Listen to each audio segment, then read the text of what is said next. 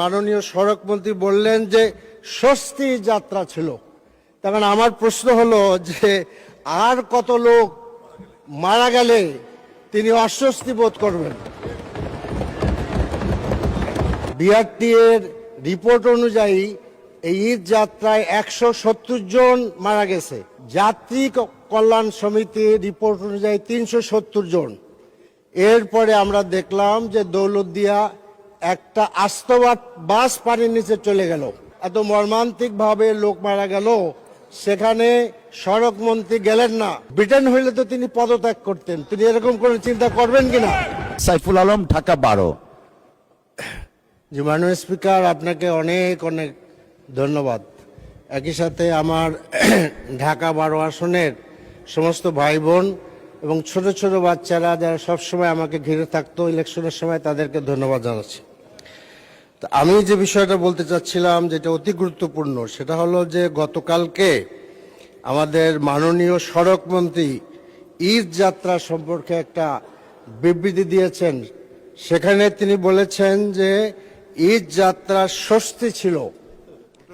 তো ঈদ যাত্রার স্বস্তিটা একটু আমি আপনাদের সামনে বলতে চাই আপনাদের মাধ্যমে। আমাদের আর বিআরটি এর রিপোর্ট অনুযায়ী এই ঈদ যাত্রায় 170 জন মারা গেছে। আর হলো যাত্রী কল্যাণ সমিতির রিপোর্ট অনুযায়ী 370 জন। এরপরে আমরা দেখলাম যে দৌলতদিয়া একটা আস্ত বাস পানির নিচে চলে গেল। এখন আমাদের মাননীয় সড়ক মন্ত্রী বললেন যে স্বস্তি যাত্রা ছিল।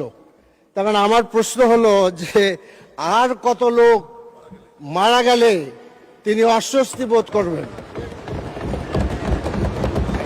এবং মাননীয় স্পিকার, আরো কথা আছে। এবং এই যে দৌলতদিয়ায় এত মর্মান্তিক ভাবে লোক মারা গেল, সেখানে সড়ক মন্ত্রী গেলেন না।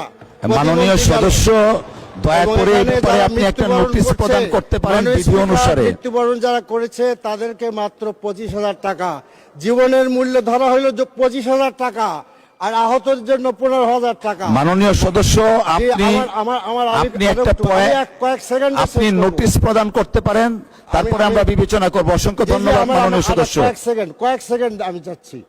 এখন আমার প্রশ্ন হলো যে এইরকম একটি কন্ট্রাক্টরি উনি বিবৃতি দিলেন, আর সড়ক মন্ত্রী কি এ ব্যাপারে আমরা যে ওয়েস্টমিনিস্টার ফলো করি, ব্রিটেন হইলে তো তিনি পদত্যাগ করতেন। তিনি এরকম করে চিন্তা করবেন কিনা?